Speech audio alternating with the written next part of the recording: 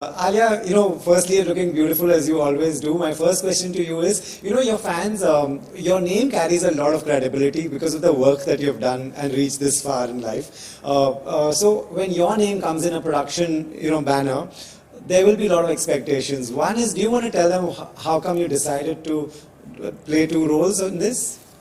It very naturally happened. I don't know, it's maybe the timing of maybe it was on my mind to, to be like, okay, maybe it's a nice time for me to start producing the films in which I play like the title character or a very important character, or maybe it's a nice time for me to just start looking at stories a little differently. I don't know. Maybe it all worked out together, but when I heard Darlings, when I heard the narration, it was such a surprising film. Yeah. I was so taken in by how the genre just shifted very, very quickly. It was a very unique story. And it just naturally happened where I was like, okay, if I want to act in it, I also want to produce it. Right. And I kind of suggested that. Gaurav from Red Chillies, he brought me the script along with just me. And actually, he was very supportive of that. He said, of course, we must do this together and it'll be great. And yeah, that's how it happened. So first came Darlings and then came my production Eternal Sunshine. Right. So Darlings is obviously very, very special to me because of that, because it was the kind of story that made me feel like, okay, I want to be as a creative, as a producer, telling these kind of stories. Amazing. Do you want to tell a lay person who, what do you do, what role do you play when you are a producer? Is there a lot more responsibility on you?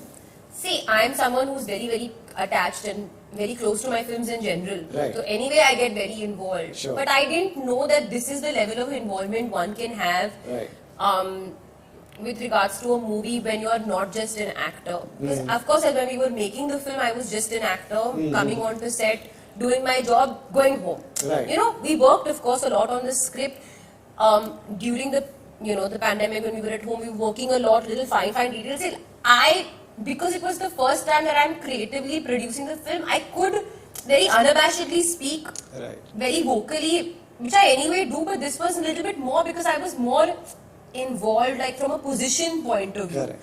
And Jasmeet was very receptive to that, which is great because we had a lovely collaborative energy that I feel has resulted in a lot of good things and a lot of things going very right. I don't know if this is something I can say before the film's release, but I mean genuinely, I feel like all the energies were on our side because somehow we were very much on the same page. So if I used to say something, she used to echo that feeling. If she used to say something, I used to echo that feeling. So that energy was sort of very, very sacred, I would say.